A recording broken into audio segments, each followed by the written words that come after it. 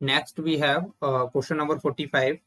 A state highway leads to the foot of a tower. A man standing at the top of the tower observes a car at an angle of depression at 30 degrees, which is approaching the foot of the tower with a uniform speed. And 6 seconds later, the angle of depression of the car is found to be 60 degrees. Find the time taken by the car to reach the foot of the tower from this point. तो देखो, सबसे पहले इसका figure देखते हैं। तो ये A B है ना, ये रिप्रेजेंट कर रहा है टावर को, एंड ये जो डी है, डी वो पॉइंट है जहां सबसे पहले उस आदमी ने कार को देखा, ठीक है। एंड उस टाइम कार का जो एंगल ऑफ डिप्रेशन था वो था 30 degree. So this angle is 30 degree, okay, angle of depression. फिर क्या हुआ कि जो कार है जो पॉइंट डी पे है वो इस टावर को अप्रोच कर रही है, मीन्स इसकी तरफ आ रही है। तो 6 सेकंड बाद उसने ये ऑब्जर्व किया। तो 6 सेकंड के बाद मान लो वो कार सी पॉइंट पे आ गई, ठीक है। तो उसके बाद उस जो मैन है उसने ऑब्जर्व किया कि इसका एंगल ऑफ डिप्रेशन हो जाता है 60 डिग्री, ठीक है। So this angle of depression is 60 degree when the car is at a point C. So फिर उसने बोला है कि we have to find the time taken by the car to reach the foot of the tower, okay, from this point means from point C। so हमें बताना है कि point C से B तक कार को कितना टाइम लगेगा, okay. तो देखो इसके लिए क्या करेंगे हम, late x be the uniform speed of car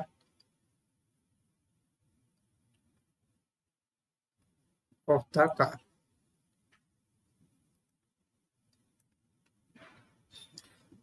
देखो अगर हमने ये मान लिया है कि जो x है वो यूनिफॉर्म स्पीड है, ठीक है। सो जरा ये देखो, ये जो डीसी है, ये जो डीसी डिस्टेंस ये आएगी 6 into x, date is 6x, ठीक है। कैसे, देखो डिस्टेंस इक्वल टू होता है speed into time. So speed हमने मान ली है x एंड टाइम हमें गिवन है कि 6 सेकेंड के बाद ये डी से सी पे आ जाती है, ठीक है। सो इसका मतलब है ये जो डिस्टेंस होगा डी सी ये इक्वल टू होगा 6x, ठीक है। तो ये डिस्टेंस आ गया है 6x, ओके। नाउ अब हमें क्या करना है, हमें ये BC डिस्टेंस निकालना है और इसको हम ये जो डिस्टेंस आ जाएगा और टाइम निकालने के लिए हम क्या करेंगे, टाइम इक्वल टू होता है distance upon speed, okay. So distance अगर हम ये BC निकाल लेंगे तो इसको स्पीड से डिवाइड कर देंगे एंड स्पीड हमने मान ली है x, ठीक है। सो देखो इन ट्रायंगल ABC, आप देखो इन ट्रायंगल ABC, इस ट्रायंगल में ये एंगल है 60 डिग्री, ठीक है दिस। सो ये 90 माइनस 60 कितना होगा 30, सो ये आ जाएगा 30 डिग्री, ठीक है। सो tan 30 डिग्री होगा BC upon AB and tan 30 degree होता है 1 अपॉन रूट 3। सो ये आ जाएगा 1 upon root 3 is equal to AC upon BC, sorry BC upon AB। So cross multiply किया, so we get AB is equal to root 3 BC, okay. Now in triangle ABD, इस triangle में देखो ABD में, ठीक है, ये angle है 30 degree, ठीक है, एंड ये पूरा है 90 डिग्री। तो इसमें से 90 में से माइनस 30 करेंगे सो ये आ जाएगा 60 डिग्री, ठीक है। सो ये एंगल आ जाता है 60 डिग्री।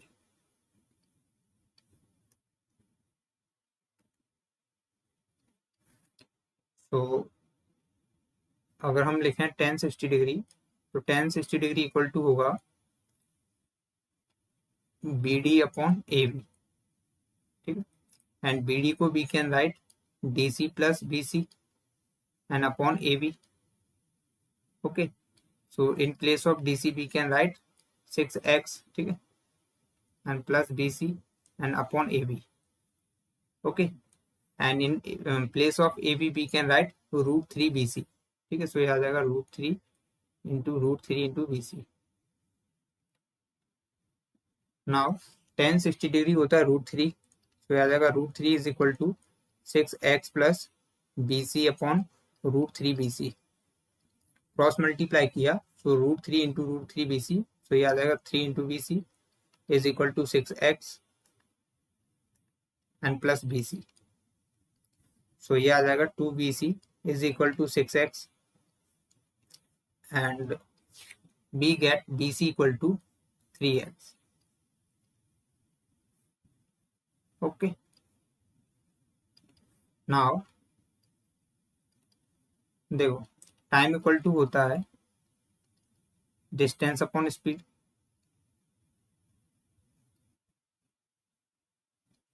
ओके, सो हमें निकालना है कि कार को पॉइंट सी से पॉइंट बी तक कितना टाइम लगेगा.